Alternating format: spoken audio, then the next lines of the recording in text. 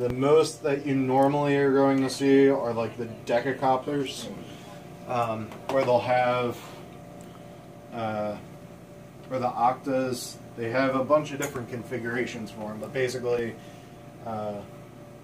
it's just how the motors are laid out by the different screens. And so you can see the display right there.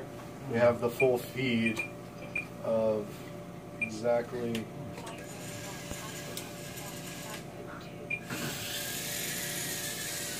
You can basically see exactly what the multi-rotor is seeing. Cool.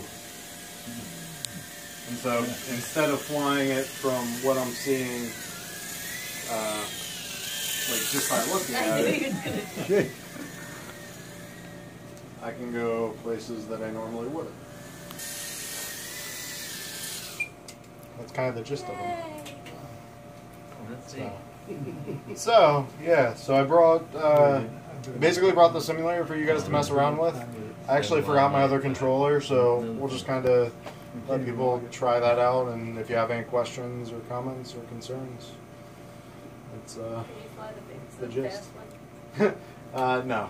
Ideas where you'll have motor, an electronic speed controller, an ESC is what it's called, and then that all wires into two separate boards. And so your first board is going to be a power distribution board, how you get your battery juice to all of your different components, and then that will tie into your flight controller. And so the flight controller is going to be responsible for doing all of the calculations to take your inputs from your controller and turn it into actual movement on the multi-rotor. And we can tune it based off of vibrations. We can use the different axes, so X, Y, and Z, to be able to control each one individually. So if you have a little bit of a vibration as you start to make a turn, you can correct for just that. And then the final portion is connected to your flight controller. Is actually two final parts, where the first one is the receiver, and the receiver is basically going to be talking to whatever controller you use, and then you have the FPV transmitter, which is this funky blue circular antenna that meets up with whatever I have on my ground station. So for this specific one, I have, they're called helical antennas, which basically means that as it gives off the signal will continue to rotate. And the whole idea behind that is that if I just had a single antenna pinging out in this room, I would get a bunch of feedback off of our walls. And what this will do is, as it corkscrews, if it hits something else, it'll come back in the opposite direction and not allow the signal to interfere with what I'm really getting as my signal. And so, really hazy, that can happen if we start to fly too far away from ourselves. And that's where things like this have return to home failsafes. Toys like this, you just get to chop the throttle, and they're almost impossible to break. They're just plastic. So we put little cross members on them that are little bits of carbon fiber to help, which actually this one helps quite a bit.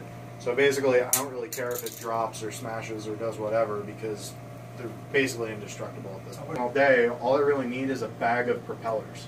And if I smash into the ground, this thing will tumble, roll, and do whatever. But the only thing it's going to break is propellers. And so they have a couple different types in terms of the plastics that they use and how thick they are. On this side, I put an APC that you can see is really bendable and flexible, whereas this side is dowel props. And different companies make different ones. They have different pitches and lengths, everything and anything you could imagine.